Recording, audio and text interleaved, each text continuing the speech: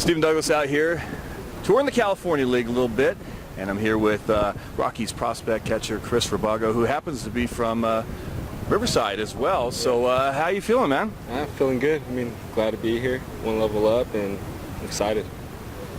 What was the one thing you were probably working on in spring training this year?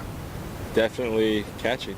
I mean, it's a prime position, and catching is really important. We're the leaders on the field, so I mean, I'm always working on catching and working on improving my game and working with pitchers. Talk about the transition of being a high school infielder and then getting into professional baseball and making that transition to catcher. How tough is that? It was actually a little bit easier than you would think. So I went to UC Irvine.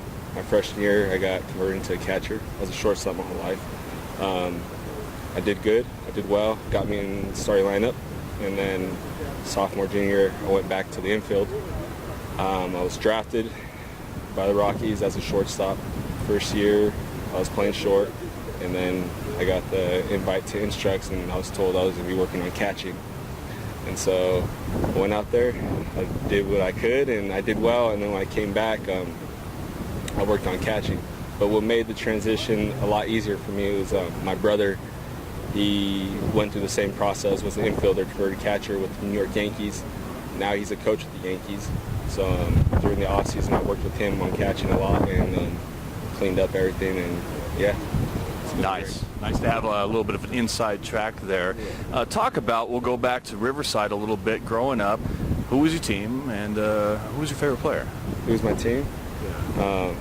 I mean, you don't have to answer that question. You can decline on that if you want, because of the organization you're with now.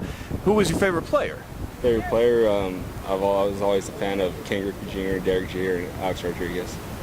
Those guys right there. That's not a bad trio to be a fan of right there. And then go back to your days at Poly.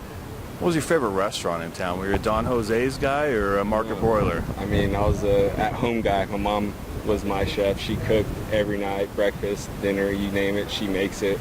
Yeah, I love my mom's food. That is the best answer to that question I've ever had. Chris, thank you so much for the time, brother. Thank you. All right.